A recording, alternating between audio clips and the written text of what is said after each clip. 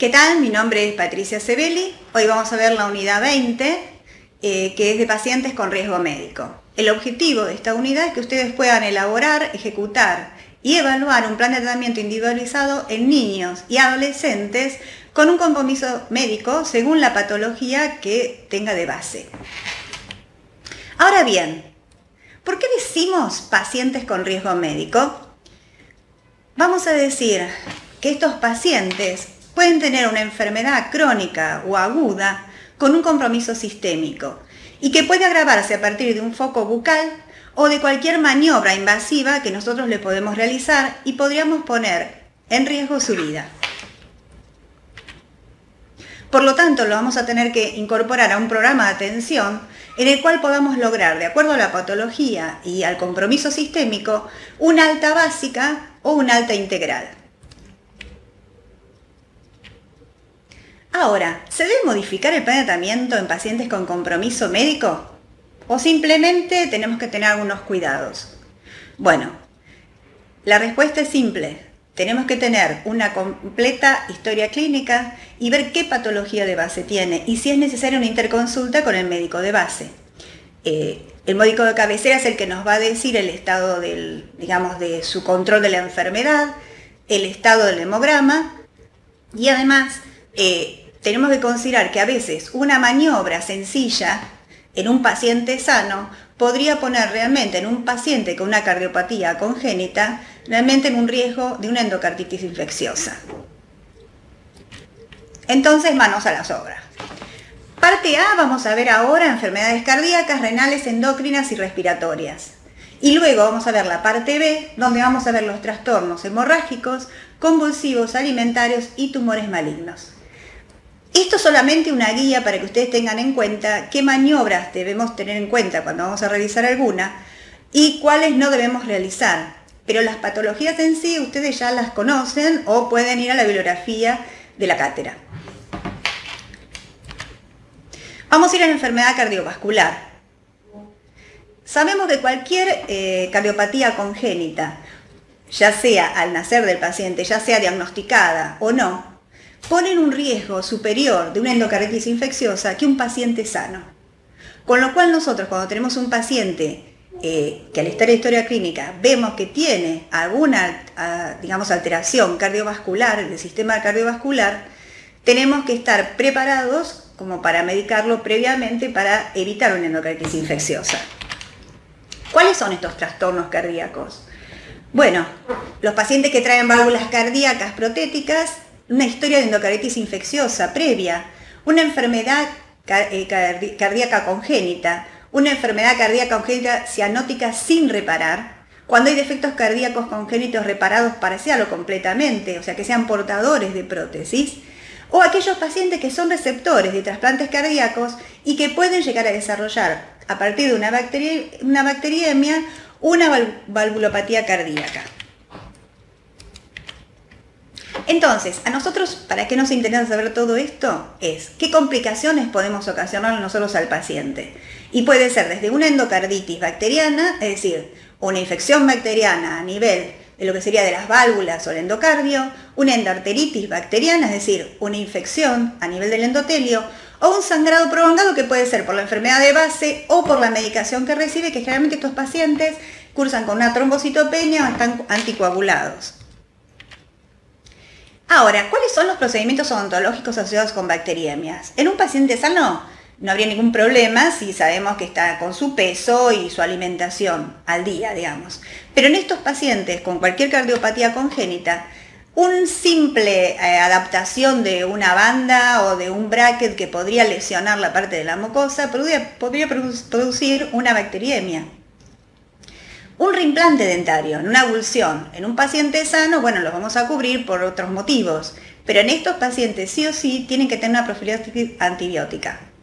Cualquier maniobra a nivel periodontal, siempre, aunque sea un simple sondaje, cuando se haya raspaje, gingivectomías, cirugías periodontales, debe tener una profilaxis antibiótica. Cuando vamos a realizar una anestesia troncular, cuando vamos a hacer drenaje de abscesos, cuando vamos a hacer una extracción, una cirugía, cuando ya vamos a hacer un tratamiento pulpar, una pieza primaria o permanente, o cuando se va a hacer cualquier, digamos, a nivel endodóntico, cualquier maniobra. Cuando vamos a drenar abscesos o cuando vamos a realizar biopsias.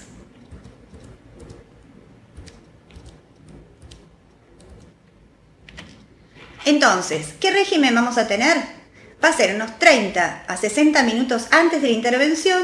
Vamos a dar en una sola toma la dosis para niños o para adultos según la American Heart Association, en la cual vamos a tener en cuenta si la vía de administración va a ser oral o si va a ser sistémica. Si el paciente es alérgico o no a la penicilina o a la ampicilina, y esto, digamos, lo pueden encontrar en el libro de la doctora Biondi y en la bibliografía.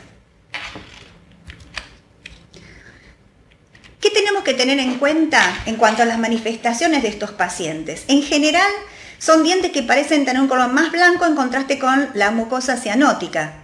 En algunas patologías cardíacas, por ejemplo, en la coartación aórtica, los dientes anteriores parecen tener como si fueran las cámaras pulpares más amplias, pueden tener cianosis de las mucosas a nivel de encía, mucosa alveolar y paladar, y hay un retardo en la erupción, defectos de esmalte y caries dental.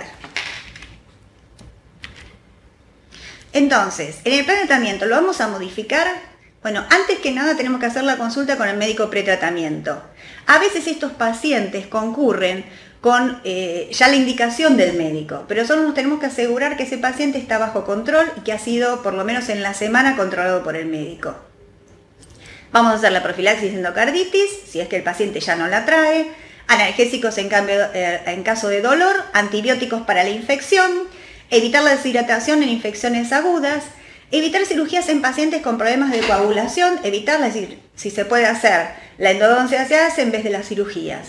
Implementación de tratamientos intensivos se refiere a que los pacientes vamos a tratar de hacerle la mayor cantidad de los procedimientos para, por ejemplo, si tenemos que hacer o un cuadrante o un hemimaxilar, indicar el antibiótico profiláctico y dejar pasar aproximadamente 15 días para que se restablezca la flora bucal y volver a hacer la profilaxis antibiótica. Algunos autores recomiendan los enjuagues antisépticos antes del procedimiento odontológico. Vamos a ver otro tipo de enfermedades que recibimos pacientes con enfermedades renales. En general, los niños con una insuficiencia renal crónica de aparición temprana van a ver afectados toda la parte ósea y la que sería la dentaria, sobre todo el esmalte. Luego, cuando se les diagnostica y pasan a diálisis, se recupera un poco esa función renal hasta que luego va a pasar al trasplante renal. Mientras el paciente está con insuficiencia renal de aparición temprana, el tema es que va a depender cuánto tiempo se encuentra en esa condición para ver cuántos órganos y tejidos son afectados. Una vez que el paciente es trasplantado, tanto el pH, que en un momento es alcalino debido a la urea y la creatinina, ese pH se normaliza una vez que es trasplantado y resulta de tener un paciente con alto riesgo cariogénico debido a los defectos del esmalte. Estos pacientes, una vez que son trasplantados, tienen drogas que son inmunosupresoras, como la ciclosporina, el tracolimus, corticoides, y además antihipertensivos, justamente para normalizar la presión, debido al trasplante y la función renal. Todas estas drogas afectan en más o en menos los tejidos y van a hacer que haya un agrandamiento gingival fibroso, lo cual dificulta lo que es la estética, lo que es la socialización de los pacientes y también de su higiene, con lo cual tenemos que hacer un alto énfasis en su higiene, también debido a los corticoides tienen Cushing y también debido a la ciclosporina tienen hirsutismo, con lo cual son pacientes crónicos que realmente la calidad de vida, si nosotros podemos hacer que estos pacientes mantengan en salud, ya que además tienen gran formación de cálculo, con lo cual hay que citarlos como para eliminar este cálculo. ¿Qué vamos a tener en consideración previo al trasplante? Vamos a hacer retirar la patología ortodóntica, evitar cualquier foco que pueda llegar a actuar como desencadenante de una septicemia. Vamos a inactivar todas las caries que se puedan eliminar, digamos, inactivar. Hacer un énfasis en lo que sería el protocolo de higiene oral, el uso de cepillos blandos y eliminación de cálculos. Hay que entrenar tanto a los padres como a los niños y recomendar el uso de un cepillo cada vez que ellos se alimentan. El tratamiento posterior al trasplante es un monitoreo periódico de la higiene bucal. Sobre todo se hace un raspaje periódico con una profilaxis antibiótica que la determina el nefrólogo. Además, hay que tener cuidado con el tema de la dieta porque estos pacientes tienen una dieta muy restringida para que no sea tóxica hacia el riñón. Se utilizan barniz fluorado, no se utilizan los geles, y clorexidina al 0,12 para un control químico del biofilm. Entonces, ¿qué vamos a tener en cuenta con estos pacientes? La profilaxis antibiótica será determinada por el nefrólogo, generalmente no es como en el caso de las endocaritis bacterianas, sino que generalmente, como en todos los antibióticos en mayor o en menor grado son nefrotóxicos, según el nefrólogo a veces indican amoxicilina un día anterior, el día de la intervención y el día posterior. Considerar exodoncias previas al trasplante. No se deben indicar drogas nefrotóxicas, como son el flúor y el formocresol, salvo en barniz, como recién lo vimos. Establecer un programa preventivo y control el agrandamiento gingival de los pacientes que reciben ciclosporina. Otro tipo de patología que tenemos son las enfermedades endócrinas, que es la diabetes mellitus. Es un grupo de enfermedad caracterizado porque se presenta una hiperglucemia como resultado de una deficiencia, digamos, en la secreción de la insulina o en la acción de la insulina o una combinación de ambas. ¿Qué manifestaciones bucales vamos a tener? En estos pacientes por la dieta va a haber una menor incidencia de caries, pero hay un factor de riesgo para enfermedad periodontal y tiene una función inmune deficiente, con lo cual la respuesta inflamatoria de la encía, del biofilm, se ve aumentada cuando el paciente no está bajo control. Cursan la enfermedad con serostomía y una cicatrización pobre y pueden tener como también complicación candidiasis. ¿Qué tenemos que tener en cuenta para su atención? O sea, ¿cómo vemos este paciente? Solamente vamos a tener los pacientes que tienen control médico. Aquellos pacientes que no lo tienen lo tenemos que derivar al pediatra tratante o al endocrinólogo. Entonces, los vamos a atender después de la dosis habitual de insulina y de ingerir alimentos para evitar hipoglucemia. Hay pacientes que la insulina se da a la mañana y otros que se la dan al mediodía. Entonces, nosotros tenemos que consultar con el paciente en qué momento se aplica la insulina y que por favor no altere la dieta que él tiene. Tener azúcar a mano, porque uno de los peligros que tenemos es que tengamos un shock hipoglucémico. Entonces, a veces cuando el paciente, si es un shock profundo, y lo queremos estabilizar hasta que llega la emergencia, lo ideal es tener un elemento azucarado sólido como para colocárselo debajo de la lengua y de esa manera se recupera. Algunos dicen jugos azucarados, pero el tema es que si el paciente no está totalmente consciente se lo puede aspirar. En los pacientes insulinodependientes con infecciones agudas pueden requerir mayor dosis de insulina, por lo tanto hay que consultarlo con el médico tratante. Y estos pacientes se debe hacer un programa de mantenimiento cada 3 meses, justamente para controlar la enfermedad periodontal. En estudios se ha observado que la enfermedad de inflamación gingival en niños realmente después se traduce en una enfermedad periodontal del adulto. Hay que motivar al paciente y a los padres para mantener una higiene adecuada y las consultas cada 3 meses con el odontólogo. Entonces, en pacientes sin control, las complicaciones que vamos a tener en cuenta es la infección, la cicatrización pobre y la reacción a la insulina. Por lo tanto, hay que derivarlo sí o sí al pediatra. Enfermedades respiratorias. Dentro de estas enfermedades respiratorias, lo que vamos a tratar es el asma, que es una enfermedad inflamatoria crónica de las vías aéreas y que se caracteriza por una obstrucción bronquial variable y que es reversible.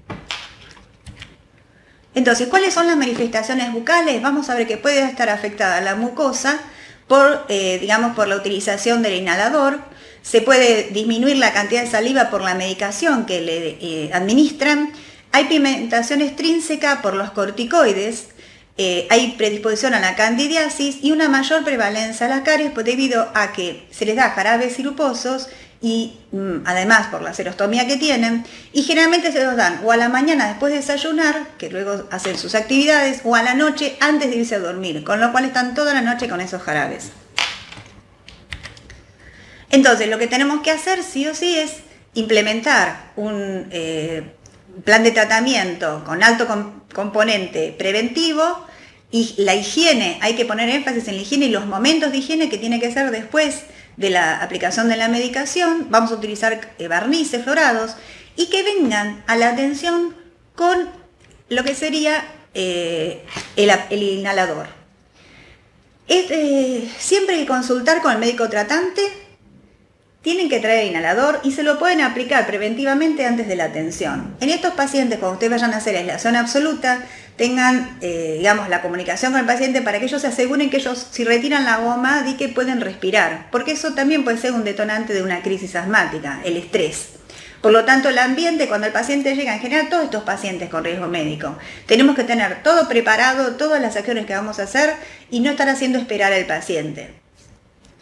Tener en cuenta todos los factores precipitantes, riesgo de ataque agudo, pueden ser los aerosoles, los antisépticos en forma de aerosol, o sea que hay que tener en cuenta con la historia clínica cuáles son los desencadenantes de esa crisis, la frecuencia y severidad y qué medicación utilizan. Hay que evitar ácido tisalicílico y antiinflamatorios, no esteroides y eritromicina en pacientes medicados con teofilina y ofrecer un ambiente no estresante. Fibrosis quística.